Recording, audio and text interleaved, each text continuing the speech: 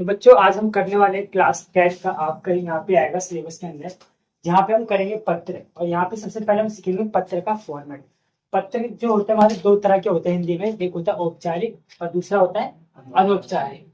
औपचारिक जैसे कि आपको पता है क्या होता है औपचारिक, अगर हमें ऑफिस में लिखना हो या फिर हमें अगर स्कूल के ऊपर लिखना हो स्कूल में, तो वो पत्र जो हमारा होता है किसके ऊपर होता है, औपचारिक होता है। ठीक है।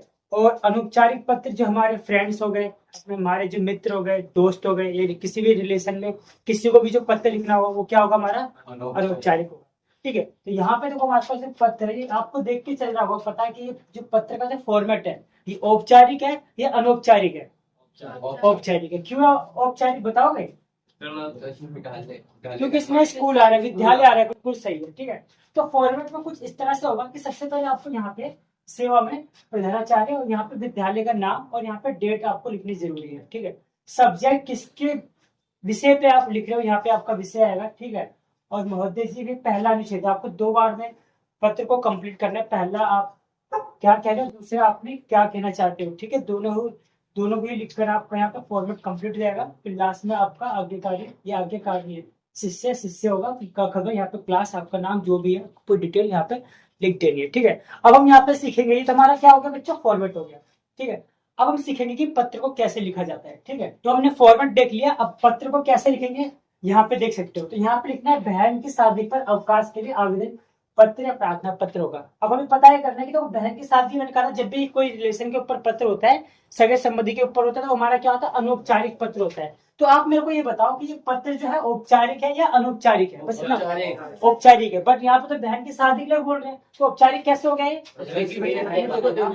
बिल्कुल सही, क्योंकि हम यहाँ पे स्कूल वाले को पत्र दे रहे हैं। तो जो भी पत्र हमारे स्कूल के ऊपर होता है, विद्यालय के ऊपर होता है, वो हमारा औपचारिक होता है। तो सबसे पहले हम यहाँ पे क्या लिखेंगे, सेवा में प्रधानाचार्य महोदय, डीएवी पब्लिक स्कूल रामनगर। जो भी आपके स्कूल का नाम होगा वो लिखोगे, या जो दिया होगा आप वो लिख दोगे। ठीक है। फिर यहाँ पे डेट लिख दोगे, और यहाँ पे जो विषय है आपका, विषय हमारा किस चीज के ऊपर है, बहन की शादी के लिए अवकाश प्रदान हेतु प्रार्थना पत्र है। ठीक है। फिर यहाँ पे महोदय आएगा। आगे क्या होगा, हम लिखेंगे, निवेदन यह है कि मैं आपके विद्यालय का कक्षा 10वीं का विद्यार्थी हूँ। कौन सी क्लास का? 10वीं का विद्यार्थी हूँ। मेरे घर में मेरी बहन की शादी है, जिसकी जो डेट है, यानी दिनांक मतलब क्या होता है, डेट होता है, जिसकी डेट क्या फिक्स हुई है, 19 से 22 तक का होगा। ठीक है।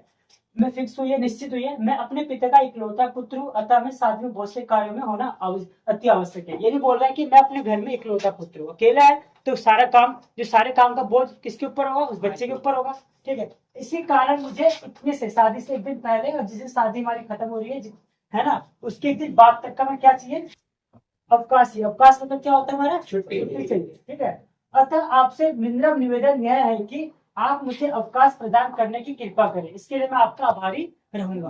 फिर यहाँ पे धन्यवाद, आपका आज्ञाकारी शिक्षक, अपना नाम, अपनी क्लास और अपना रोल नंबर यहाँ पे लिख के दे दोगे, ताकि टीचर आपके यहाँ पे लीव लगा देगा। ठीक है बच्चों, समझ में आ गया?